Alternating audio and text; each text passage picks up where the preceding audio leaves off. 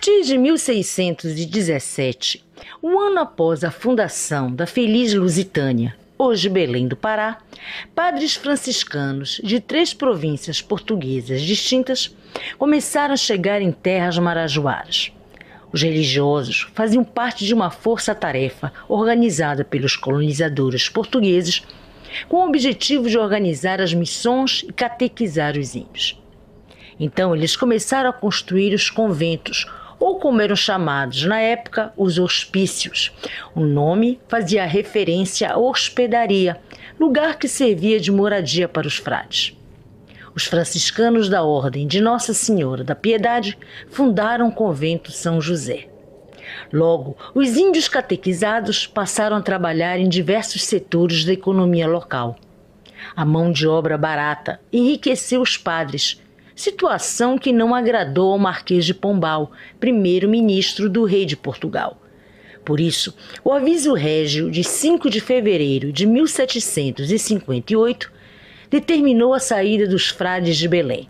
Com essa expulsão, muitos conventos que ainda não tinham suas obras concluídas passaram para as mãos do governo, que logo usou o espaço do convento São José para outros fins não religiosos, como depósito de pólvora, quartel, olaria e hospital, até que em 1843 se tornou cadeia pública. O primeiro detento do presídio São José foi o escravo Inácio, encarcerado em 12 de janeiro de 1858. Nessa época, não haviam regras estabelecidas para o encarceramento. Por isso, a cadeia não só abrigava presos homens, como também mulheres, escravos que iriam ser açoitados e os condenados à morte, pois na época havia pena capital na província. E dentro da cadeia, todos ficavam juntos. No local havia uma capela, onde esses presos condenados à morte passavam seus últimos momentos de vida antes de serem conduzidos à forca, que se encontrava no Largo de São José, bem em frente à cadeia pública, e onde hoje se encontra a Praça Amazonas. Em 1960, por ordem do então governador Coronel Magalhães Barata, foi criada uma espécie de polícia interna, composta por detentos, com o objetivo de coibir os excessos e disciplinar os criminosos, que ao cometer qualquer ato contrário aos que fora determinado, sofriam terríveis castigos, sendo levados pelo terrível caminho do inferno, que consistia em conduzir o preso infrator até o alojamento 14, onde o mesmo era brutalmente açoitado com um porrete de maçaranduba, e depois encarcerado na chamada solitária, onde permanecia por cerca de 24 horas. As torturas faziam parte da rotina do presídio, e os detentos fabricavam objetos artesanais como os estoques, que eram usados para a defesa pessoal dentro daquela ratoeira. Mas, com o passar do tempo, os castigos e torturas evoluíram, tanto que entre os anos de 1950 e 1970 existia uma cela conhecida como cinzeiro, que era utilizada na punição de quem desobedecesse às normas da cadeia. Na cela existia apenas uma janela para a circulação do ar e um buraco no chão onde os presos faziam suas necessidades fisiológicas.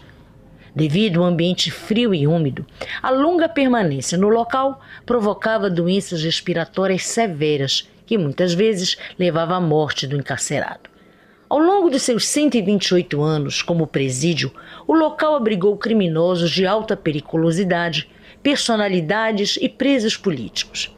Em 1900, em plena Belle Époque paraense, um crime bárbaro revoltou a população da capital. Severa Romana, uma jovem de apenas 19 anos, hoje considerada santa popular pelos paraenses, grávida de 8 meses, foi brutalmente assassinada pelo cabo do Exército, o cearense Antônio Ferreira dos Santos, ao resistir a uma tentativa de estupro. Condenado a 30 anos de prisão, a fera fardada, como ficou conhecido o assassino, cumpriu pena no São José.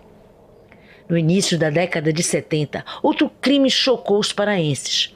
José Paz Bezerra, o monstro do Murumbi, um dos mais perversos serial killer brasileiro, fugiu para Belém depois de matar 21 mulheres em São Paulo. Aqui o assassino em série fez 4 vítimas fatais, sendo delatado por sua 5ª vítima, da qual ele poupou a vida por estar apaixonado. Ele também fez parte, antes de ser enviado para São Paulo, da massa carcerária do Presídio São José.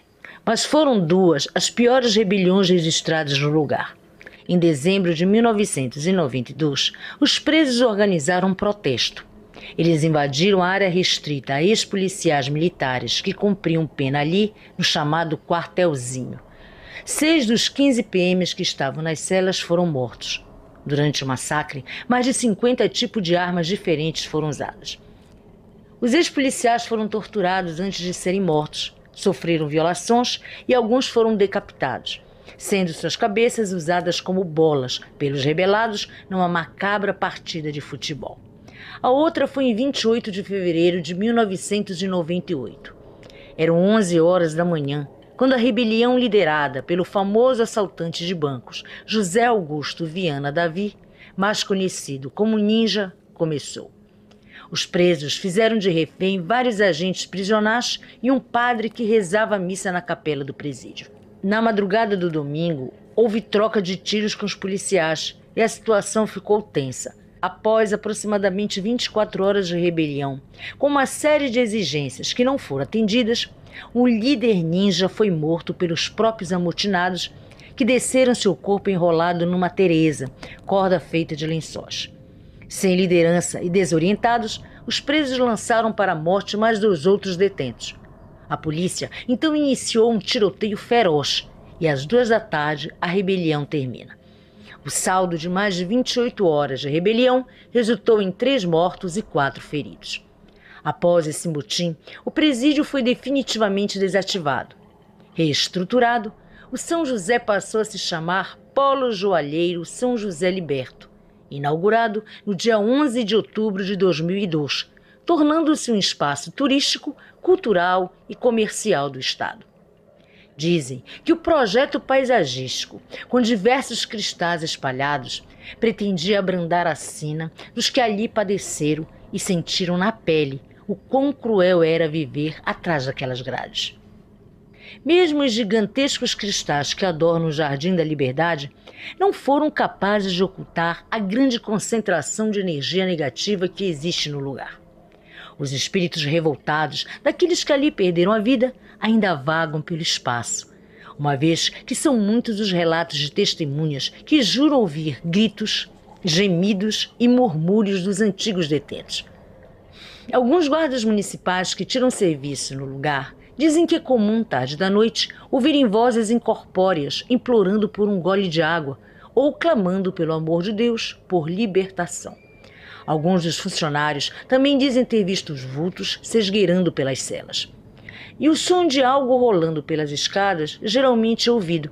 Provavelmente trata-se de um som residual das cabeças que foram feitas de bolas em tempos de rebelião.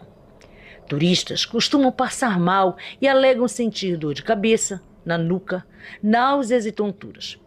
Existem ainda determinados ambientes dentro do espaço onde o ar é bem mais frio do que em outros, além do fantasma de Ninja, que já foi visto por alguns dos funcionários quando estes realizavam a limpeza no telhado. Afinal, um lugar que por mais de um século conviveu com tanta violência, morte e miséria humana, nunca poderá ser inteiramente livre do mal.